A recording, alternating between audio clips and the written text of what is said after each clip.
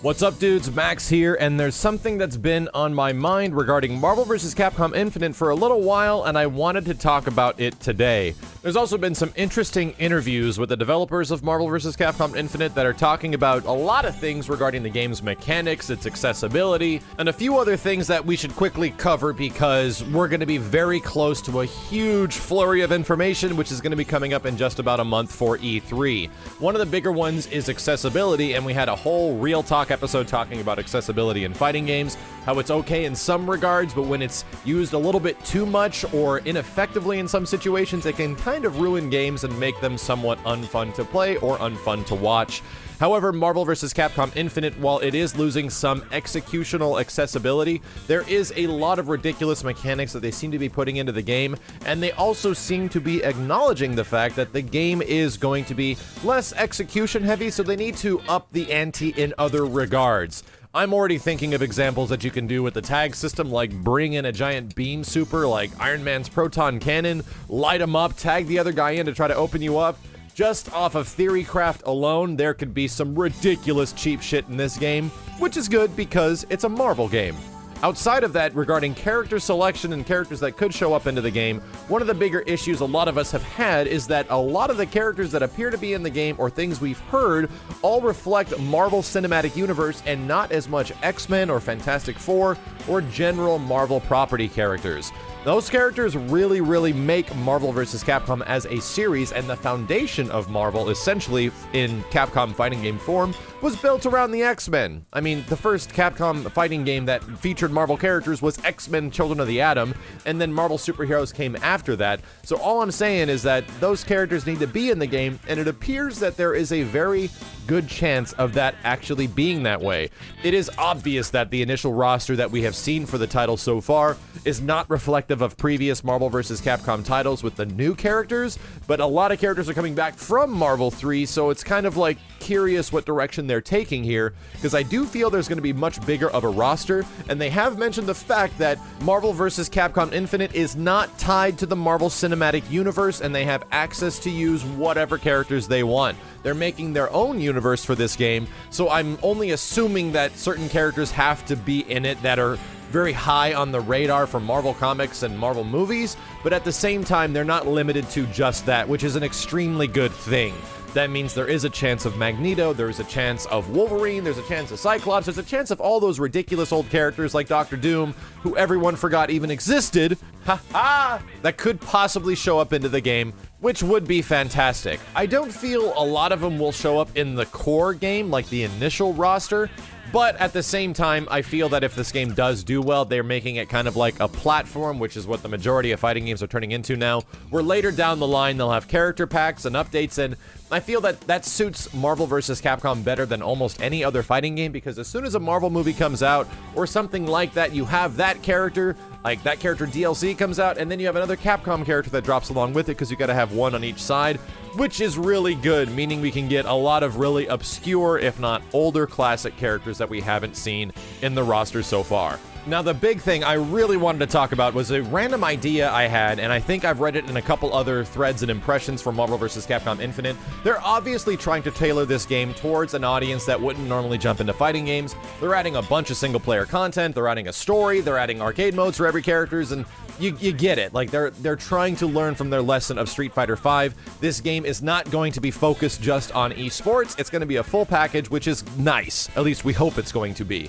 But at the same time, there is some stuff that I would absolutely love to see in this game that would not be encouraged as much for competitive play or anything along the lines of esports competition. This stuff would just be fun to me, and I want to see it in Marvel vs. Capcom specifically, and that is multiplayer modes. We're not talking just 1 versus 2, that is a standard de facto fighting game thing.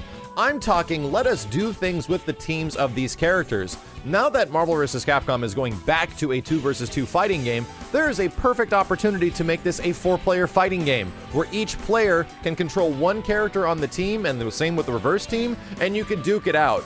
I mean, we got this in other games that recently came out, well, sort of recently, like Street Fighter Cross Tekken. And as much as you want to gripe on Cross Tekken with the crazy DLC practices and the gems and all the ridiculousness that was the beginning of that game, it did do one thing really damn good, which offer multiplayer modes. Especially in competition, there was actually a 2 versus 2 competition mode, and the fact that there was a scramble battle mode where all 4 characters could be on at the same time, and all 4 people could be controlling them. And I believe if you were on PlayStation or Xbox, it was one of the two, you can go online with that stuff. You can have a co-op partner right next to you, take your team online and go whoop some butt, and that was absolutely awesome. That was something that was never done before in any Capcom fighting game title, really, and now we're presented with a similar situation. Marvel is going back to 2 versus 2. This is a perfect opportunity for a multiplayer fighting game, and just think about that. Think of the marketing behind it. 4 players, like that's a huge part of Smash Brothers, appealing to casual players as well, that you can get 4 people to sit down and play. And now with Marvel vs. Capcom allowing both characters to be on screen, kind of with more screen time than ever before because assists are gone, the other character can come out and do a ridiculous amount of stuff, which is built into the mechanics of the game. It just screams to me the fact that this game needs multiplayer. This game should allow all 4 players to control every single character, and it's a lot different than Cross Tekken, which could have some frustrating mechanics within, because when your team died, it was one character that lost their life and you lost the whole round. In Marvel vs. Capcom, every single character needs to die, so you're gonna get equal play time for any person that is controlling any character on the team, which is great. That doesn't, you don't feel left out or angry at your opponent. Why didn't you tag me in, bro? That doesn't really happen, because now you get the opportunity to play your character no matter what, and the fact that that could be available online, it just seems like a freaking brilliant idea. Not to mention the fact that they could throw in a mode that is similar to Scramble Battle, which allows all 4 characters to be on screen at the same time, and you to control all 4 characters. Would this mode be worthy in competition? Hell no! Would it be a lot of fun? Abso-freaking-lutely.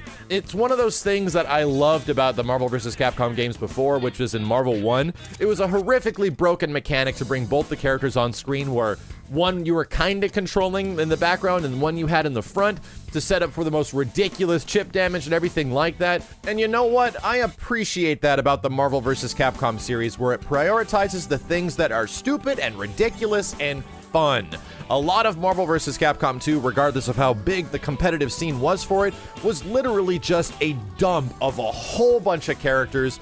Not a lot of ridiculously thought out movesets for those characters, but they just put it into the game for the sake that they could. And it became, honestly, one of the most popular fighting games of all time as a result, because it boiled down to raw fun.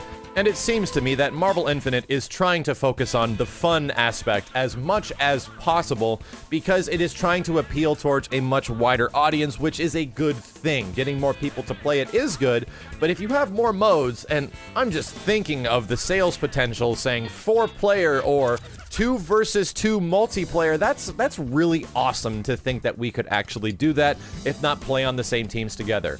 Either way, it's just a thought. It's something I desperately hope the game will have eventually in its lifetime. I'll definitely be talking to any of the guys at E3 about this idea and hoping it's something not ridiculously hard to implement, because I would absolutely love to see more multiplayer modes in a team-based game like this, especially considering the fact that the game feels like it's already designed for it.